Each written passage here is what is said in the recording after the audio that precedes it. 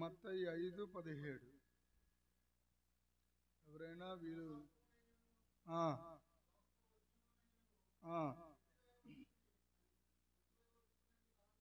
తలంచుకోవద్దు, అది నెరవేర్చడానికి మాత్రమే ధర్మశాస్త్రాన్ని ఇచ్చారు, ప్రవక్తలను ఇచ్చారు. ఈ దినాల్లో ప్రవక్తలు లేరనే ఒక డ్రమ్ము వాయిస్తూ ఉన్నారు. ప్రవక్తలు లేరని ఎలా నువ్వు చెప్పగలవు?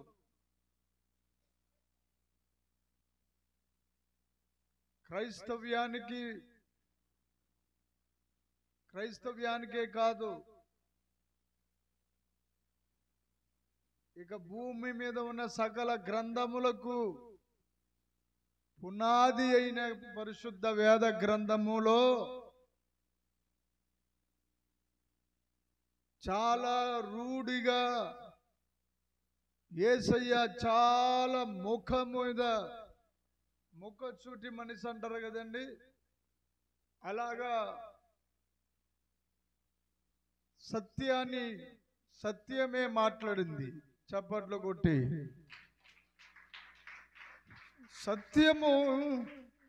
సత్యమే మాట్లాడుతూ వచ్చింది.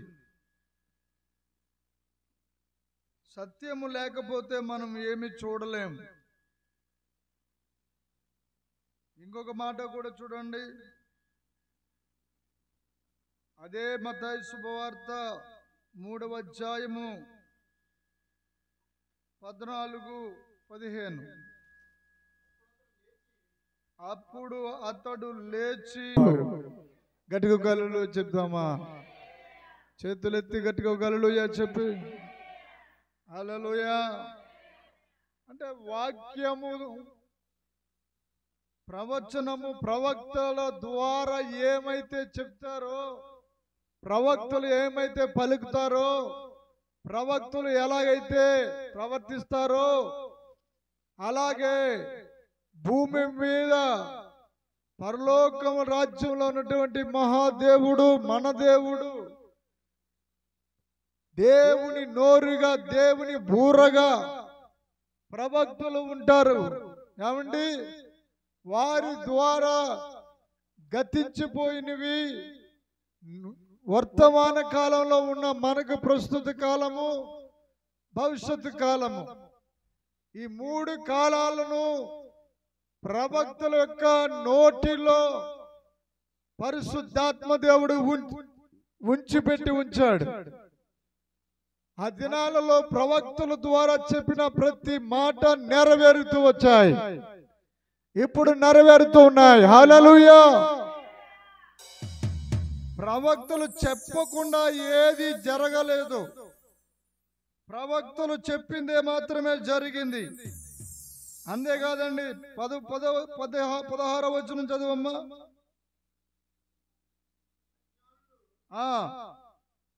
ఆ జ్ఞానులు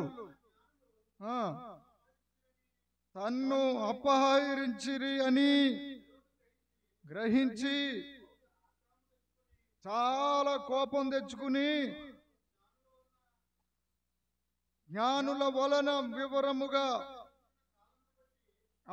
కాలము వివరముగా వాళ్ళు ఏం చేశారంటే చెప్పేశారు.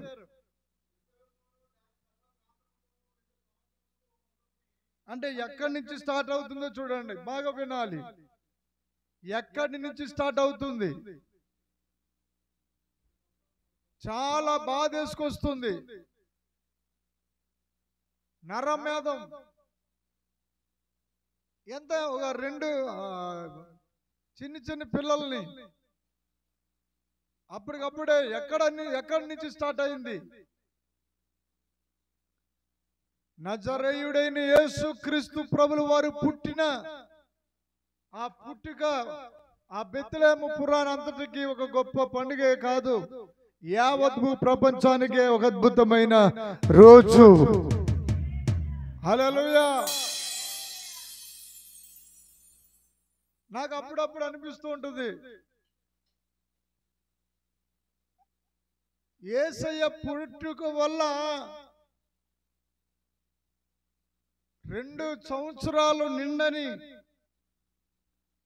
2 సంవత్సరములు మొదలుకుని, నిండని కాదు, మొదలుకుని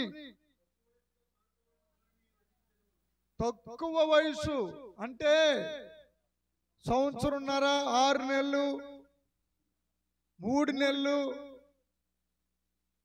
5 నెలలు, 1.5 సంవత్సరం మీద 7 నెలలు అంటే 2 సంవత్సరముల కంటే తక్కువ వయసున్న పిల్లలను ఏం చేశారండి? చదవండి అయ్యగారు. వధించడం అంటే ఏమైనా గొర్రె పిల్లల, మేక పిల్లల, కోడి పిల్లల?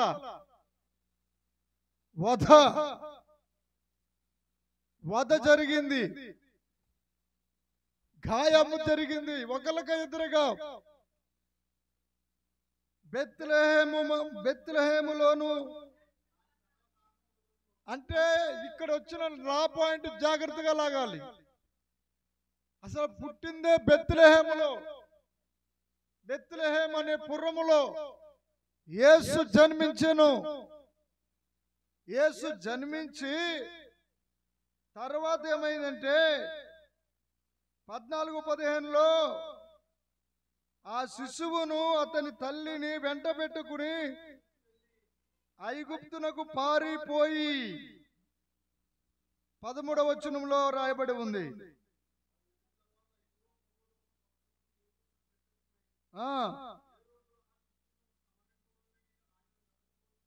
అంటే ముందుగానే, ఈ వచనానికి ముందుగానే, 16వ వచనానికి అంటే ముందుగానే 13, 12, 10వ వచనము నుండి ఒక అద్భుతమైన సందడి వాతావరణం సమకూర్చబడ్డాయి. 10వ వచనంలో 9వ వచనం నుంచి వారు రాజు మాట విని బయలుదేరిపోవచ్చు ఉండగా వారు తూర్పు దేశమున వారు చూచిన నక్షత్రము. ఏమన్నా ఒక విషయం, తూర్పు దేశం అంటే ఏది చెప్పండి? తూర్పు దేశాలు, పశ్చిమ దేశాలు, ఉత్తర దేశాలు. తూర్పు దేశాలు అంటే మనయే, మన ప్రాంతం ఏరియా. తూర్పు దేశములు జ్ఞానులు, ప్రచండమైనటువంటి దీక్ష కలిగిన గొప్ప విద్యావంతులు, గొప్ప తపో నిష్ఠ కలిగిన భక్తులు ఎవరిని వెతుకుతున్నారంటే లోక కళ్యాణము నిమిత్తము. ఏ కళ్యాణం చెప్పాలి? లోక కళ్యాణము నిమిత్తమై. ఈ మాట ఎవరికి చెల్లుతుందంటే ముందు మీకు వివరిస్తాను. పాపాన్ని సమూల నాశనం చేయడానికి, పాపపు ముళ్ళను విరిచివేయడానికి మహాదేవుడు బెత్లెహేములో పుట్టడమే కాకుండా ఆ బెత్లెహేము దాని చుట్టూ ఉన్న అంటే రౌండు ఆ సకల ప్రాంతములలోనూ ఏం చేశారు? ఎవరిని? మగ పిల్లలను, ఆడపిల్లలను కాదండి. అంటే హేరోదుకి ఆత్మల వివేచన వరం లేదు,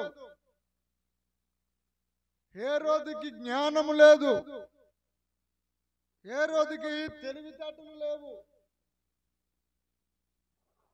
అతను రాజ్య పరిపాలనకు అతనుకున్న డబ్బును బట్టియో అధికారాన్ని బట్టియో ఉన్నాడు, కానీ వాస్తవానికి అతనిలో అప్పటి వరకు ప్రవేశించలేని, అప్పటి వరకు లేని స్వభావం ఒకటి ఆయనను ఆవరించింది. ఇగో, అసూయ, ద్వేషం, పగ.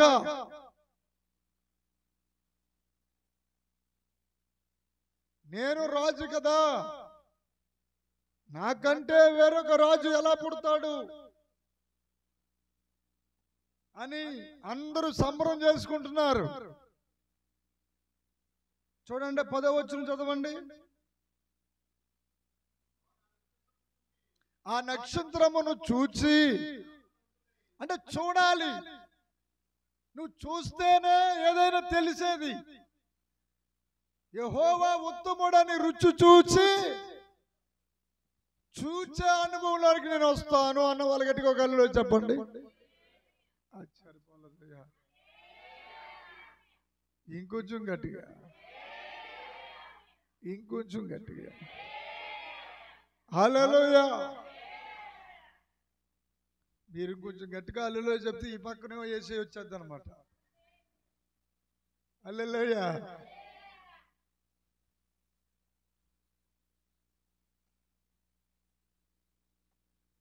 వాళ్ళతో మాట్లాడుతూ వచ్చారు దేవుడు. హేరోదుని మార్చివేయచ్చు కదా. చాలా మందికి తెలియని ప్రశ్న ఇది. ఇప్పుడు సోమ్రోన్లో ఎలీషా ప్రవక్త ఉన్నాడు, అతను సంహారం చేద్దాం, అతను ప్రతిదీ గుట్లన్నీ బయట పెడేస్తున్నాడు. ఏం యుద్ధానికి వెళ్దారన్నప్పటికీ సోమ్రోను పట్టణం మీదకి దెబ్బలాటకి వెళ్దాము, యుద్ధానికి వెళ్దాం అన్నప్పటికీ ఎవరు చెప్పేస్తున్నారు అలా తెలిసిపోతుందో మొత్తం మీద వాళ్ళు రెడీగా ఉంటున్నారు. అంటే ప్రవక్తలకు జరగబోయేవారు వాటిని ప్రవక్తలకు మాత్రమే దేవుడు పంచుకుంటాడు. చప్పట్లు కొడుతూ యేసయ్యకు మహిమ చెల్లిద్దాం. ప్రవక్తలు అవసరమా? అసలు ప్రవక్త అంటే అర్థం ఏమిటి? అంటే ఒక ఉత్తమమైన నామకరణము, పరిశుద్ధత, ప్రప్రథముగా అంటే మొదటిది, ప్రప్రథముగా, ప్రథము ఫలము, ప్రథమ ఫలము, ప్రయోగము, ప్రస్తావన, ప్రతిష్ఠత. ఇంత యోగ్యమైన మాటలు వ్రాయబడి ఉన్నాయి. ఒక పక్కన సంబరం జరుగుతుంది. ఇక్కడ 3 భాగాలు మనకు కనబడుతున్నాయి.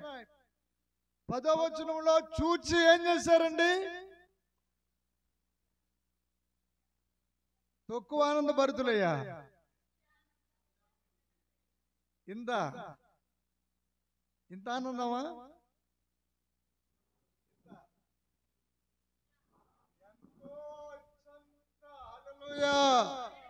అత్యానంద భరితులు ఎందుకు అయ్యారు? ఇక్కడ ఆగాలి. ఏమండి ఇంటిలోనికి వచ్చేసారు, ఇంటిలోనికి అప్పుడే వెళ్దాం. అత్యానంద భరితులు అన్ని చోట ఆగుదాం. వాళ్ళకి అంత అత్యానంద భరితులు ఎలాగయ్యారు? వాళ్ళకి ఎవరు చెప్పారండి? ఆ యాజకులకు తెలియలేదే, సద్దుకైలకు తెలియలేదు, పరిచయులకు తెలియలేదు, ఆ దైవ మందిరములో పనిచేస్తున్న ఆ పెద్దలకు తెలియలేదు, జ్ఞానులకు తెలియజేయబడింది. ప్రవక్తలు చెప్పిన ప్రవచనాలు నెరవేర్చబడడానికి గట్టిగా కళ్ళు చెప్దాం. ఏమంటే నాలో నుండి ఒక వర్తమానం వస్తుంది, జాగ్రత్తగా దాన్ని మీరు తీసుకోవాలి. ఇప్పుడు జ్ఞానులు వేరు, ప్రవక్తలు వేరు. తెలివి వేరు, జ్ఞానము వేరు. తెలివితేటలు వేరు, జ్ఞానము వేరు. వివేకము వేరు, అవివేకము వేరు, అజ్ఞానము వేరు. సక్రమము, అతిక్రమము, అక్రమము, నీతి, అవినీతి, నిజాయితీ, మోసం, ఇలా చెప్పుకుని పోతే అనేక పర్యాయ పదాలు మనకు కనబడుతుంటాయి. అత్యంత ఆనందము పొందుకున్నారంటే ఎందుకోసం అనంటే వారికి తెలిసే విషయాలేనండి. యూదుల మత గ్రంథము అని పిలువబడుతున్న పాత నిబంధన గ్రంథములో చెప్పబడిన ప్రవచనాలను ఎవరు ధ్యానం చేయలేదు. వాళ్ళు సత్యము చెప్పేవారు. ఒక జన్మ పరలోకమునకు, మరో జన్మ భూమి మీద. భూమి మీదకేమో బాగా వినాలి, భూమి మీదకేమో మానవుడిగా వచ్చాడు దేవుడు. క్షమించండి, మానవుడిగా వచ్చిన దేవుడే సంపూర్ణ దేవుడిగా రుజువు చేసుకున్నాడు ఆయన ప్రవర్తన ద్వారా. ఆయన ప్రవర్తన ఎలాంటిదో ప్రజలకు తెలియజేయాలని మత్తయి గారు పూనుకున్నారు, మార్కు గారు పూనుకున్నారు, లూకా సువార్త, యోహాను సువార్త, ఈ 4 సువార్తలే కాకుండా పత్రికలు, చిన్న పత్రికలు, పెద్ద పత్రికలు, దర్శన గ్రంథం అని పిలువబడుతున్న ప్రకటన గ్రంథము, క్రొత్త నిబంధన కాలం వచ్చినప్పటికీ ప్రవక్తలతో యాడ్ అయ్యారు. ఎవరు యాడ్ అయ్యారంటే ప్రవక్తలు యాడ్ అయ్యారు. పాత నిబంధన కాలం అంతా ప్రవక్తలే, చిన్న ప్రవక్తలు, పెద్ద ప్రవక్తలు. చిన్న ప్రవక్తలు అని ఎవరన్నారంటే 2-3 అధ్యాయాలు పుస్తకాలు రాసిన వారు. జకరియా, నహూము, మీకా, ఓబద్యా, జెఫన్యా, యోవేలు, యోనా, ఇలాగా రాయబడ్డాయి. తర్వాత పెద్ద ప్రవక్తలు కూడా ఉన్నారు. యెహెజ్కేలు, దానియేలు, యెషయా, ఇర్మియా, ఇలాగ ప్రవక్తలు ఉన్నారు. అక్కడితో అవలది కొంచెం మనం వెనక్కి వెళ్తే దీర్ఘదర్శులు అని కూడా ఒక పేరుంది ప్రవక్తలకి. రాజుల గ్రంథం 1వ రాజులు, 2వ రాజులు అంతవరకు వెళ్తే దీర్ఘదర్శులు ప్రత్యక్షం అవుతారు, ప్రవక్తలు ప్రత్యక్షం అవుతారు. ఇంకా నిర్గమాకాండము దగ్గరికి పోతే సాక్షాత్తు ఒక అద్భుతమైనటువంటి కుటుంబ వ్యవస్థను వదులుకుని దేవుడు చెప్పిన సర్వ సత్యాన్ని భుజాన వేసుకుని ముందుకు వెళ్ళిపోయిన సాత్వికుడైన మోషే ప్రవక్త. అబ్రహాము, ఇంకొంచెం లోతుకెళ్తే ఇంకా బాగా వెనక్కి వెళ్తే అబ్రహాము, యెహోషువ, ఇంకొంచెం లోతుకెళ్తే హానోకు, ఇంకా వెనక్కి వెళ్తే ఆదాము.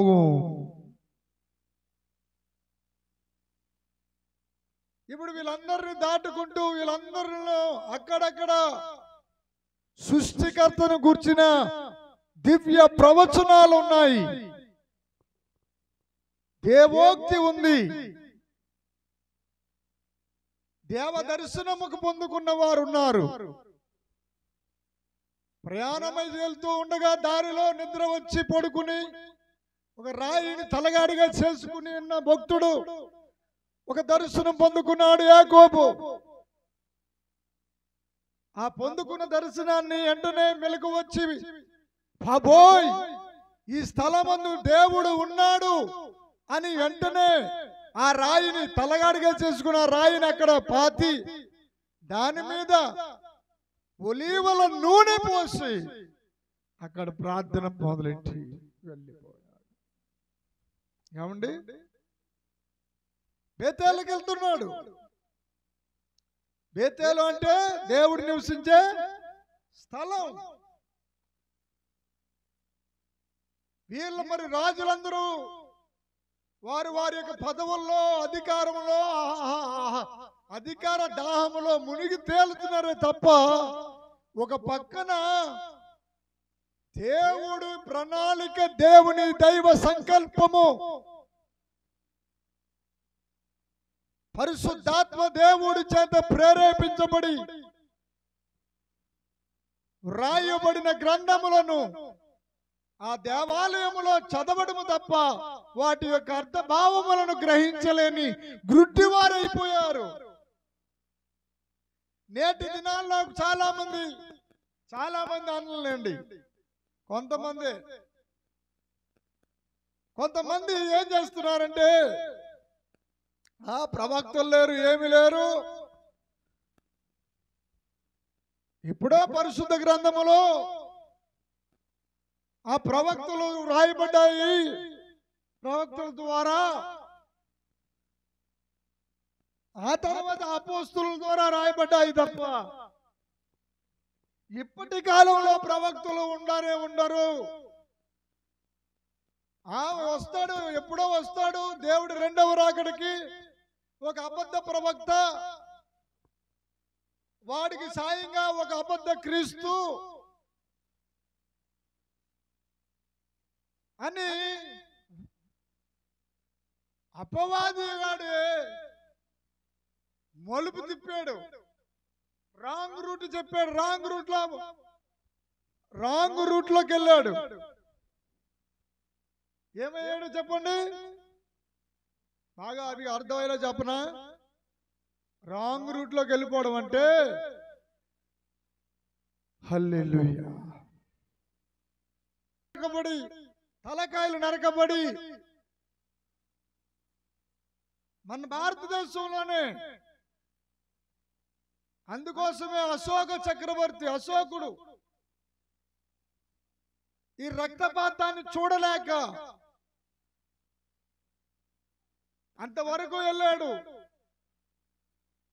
మన యొక్క గ్రంథాలలో కూడా రాయబడింది దేవుని గూర్చి. ఏం రాయబడింది? రక్తము చిందిస్తేనే గాని పాప విమోచన జరగదు అని రాయబడి ఉంది. ఈ పాపములో నుండి తప్పించబడాలంటే రక్తము ఒలికించాలి. ఎక్కడ ఆగిపోయారంటే రాంగ్ రూట్. ఎక్కడ తప్పిపోయారంటే అడవిలోని ఒక రూట్ ఉంటుందండి. అడవిలో ఒక రూట్ ఉన్నప్పుడు మళ్ళీ ఆ రూటే కాకుండా పక్కన ఇంకొక రూట్ కూడా ఉంటుంది. అప్పుడు నువ్వు ఇలాగెళ్ళవలసిన వాడు ఇలాగెళ్ళావు అనుకో, సింహం నోట్లాడిపోతే వెళ్ళిపోయి. అక్కడ బోర్డులు కూడా పెడతారు, జాగ్రత్తగా ఇటు వెళ్ళవద్దు, జాగ్రత్త సుమే అని. అదేం లేదులే, ఏమో ఇటు తిప్పవలసిన బోర్డు ఇటు తిప్పారేమో అని చెప్పి నువ్వు వెళ్ళావు అనుకో, మాంసం ముద్ద కూడా మిగలవు. అలాగా రాంగ్ స్టెప్ పడిపోయింది మన భారతదేశంలో. మన భారతదేశంలో భారతీయులందరూ సత్యాన్వేషకులయ్యి సత్యాన్ని ద్వేషించకుండా సత్యాన్ని ప్రేమిస్తూ యజ్ఞాలు, యాగాలు, అర్పణలు చేస్తూ, ప్రతిష్ఠలు చేస్తూ, హోమములు అర్పిస్తూ అగ్నిదేవుడిని ఆరాధన చేస్తూ, ఓ నరవతారా, ఓ నరమానవుడు, నరుడవై దిగిరావయ్యా, ఓ అగ్ని ఈ భువనం మీదకి ఎప్పుడు వస్తావో అని ఆలోచన చేసి తపస్సు చేసి ప్రార్థనలు చేసేవారు. ఆ ప్రార్థనలే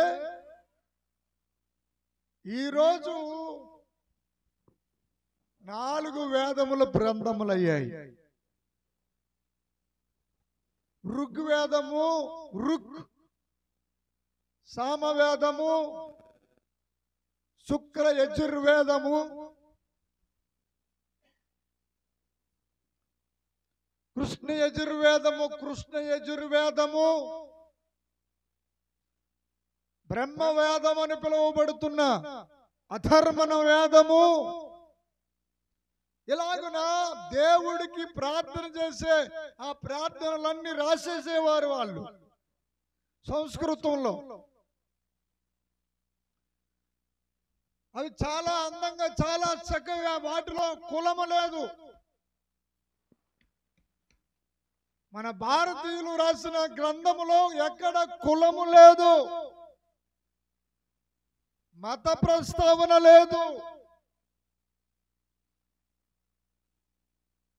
ఒకే ఒకటి ఉండేది ఏంటంటే బలి ఇవ్వాలి. బలి కర్మకాండ జరిగేది, హోమం అర్పించాలి. నరబలి ఇస్తే ఇంకా బాగుంటుంది అనుకుని యుద్ధములో ఎన్నో వందల మంది, వేల మంది భర్తలను కోల్పోయిన వాళ్ళు ఉన్నారు. రక్తం ఏరుటై పారుతూ ఉన్నాయి. ఆ రక్తములో నడుస్తూ అశోకుడికి మనశ్శాంతి లేక, దుఃఖం వచ్చేసి, బాధ వచ్చి, ఎటు ఏం చేయాలో తోచక ఉన్న సమయంలో ఒక స్వరం వినబడింది, నిశ్శబ్ద స్వరము. ఆ స్వరం ఏంటంటే, మాంసాన్ని ముట్టవద్దు, మాంసమును ముట్టుకుంటే మనం అపవిత్రులు అయిపోతాము, మనము అహింసో ధర్మ, జంతువుల్ని హింసించి వాటిని చంపి తింటే దానంత పాపం మరొకటి ఉండదు అని చెప్పి అశోకుడు బౌద్ధ మతం వైపు తిరిగాడు. బౌద్ధ మతం ఏమన్నదంటే, నీ తోటి వాడిని ప్రేమించు, నీ ఎదురుగుండా ఉన్నవాడే దేవుడు, నీ పక్కవాడే దేవుడు. ఆ దేవుడు ఎలా ఉన్నాడో దేవుడు అనేవాడు ఎలా ఉన్నాడో చూడలేదు, ఎవడు చూడలేడు కూడా. ఆ ఉన్నవాడా లేడో అన్నవాడు గురించి కంటే ఉన్నవాడు మన ఎదురుగుండా ఉన్నవాడినే దేవుడిగా, దేవతగా భావించు అని అనగానే, రక్తపాతం వద్దు, రక్తం చిందించకూడదు, ఇదేదో చాలా బాగుంది ఈ మతం అనుకున్నాడు. వెంటనే హైందవ మతాన్ని వదిలేసి బౌద్ధ మతం తీసుకున్నాడు అశోకుడు. ఆ అశోకుడు చక్రవర్తి యొక్క చక్రమే మన జాతీయ జెండాలో ముద్ర వేయబడి ఉంది. ఏమంతేనా? మన జాతీయ జెండా ఉందా? దాంట్లో మధ్యలో ఏముంటుంది? చక్రం. గ్రంథాలన్నీ చదువుకుంటూ ఉన్నారు తప్ప ఎవరో పుణ్యాత్ములు, జ్ఞానాత్మ కలిగిన వాళ్ళు బయలుదేరడం మొదలెట్టారు. అయ్యా, లోక కళ్యాణం నిమిత్తమై ఒక మానవ జాతిలో భగవంతుడు జన్మిస్తాడట. మన గ్రంథాలు చెబుతున్నాయి. అతన్ని చంపివేసి, సిలివేసి చంపేసి 3 రోజులు సమాధిలో పెట్టిన తర్వాత సమాధిని గెలిచి బయటికి వస్తాడట. ఆయనే నిజమైన దేవుడు. అది మనం గ్రహించి బయలుదేరదామని ఒంటెల మీద బయలుదేరారు. ఎడారిలోని మొత్తం వాళ్ళ ప్రయాణం ఎన్ని సంవత్సరాలు సాగిందంట. యేసయ్య దగ్గరికి వెళ్ళినప్పటికీ 2 సంవత్సరాలు పట్టిందంట. జ్ఞానులకి ప్రయాణం అలసిపోలేదు. నువ్వు ఒక అరగంట మోకాలేసి బిల్డప్ ఇచ్చేస్తావు, ఒక గంట మోకాలేసి నువ్వే మహాపరిశుద్ధుడుగా పరిశుద్ధురాలిగా, లేకపోతే ఒక రోజు ఉపవాసం ఉంటే ప్రపంచాన్ని గెలిచి వచ్చేసినట్టు, ఏమైనా అన్నదానం చేస్తే, వస్త్రదానం చేస్తే, భూదానము, గోవుదానము, అన్ని దానాల కంటే విలువైన దానము ప్రాణదానము, ప్రాయశ్చిత్త దానము. ఆ మహాదేవుడు ఎవరికి కనబడలేనంత మహిమలో ఉన్నాడు ఆయన.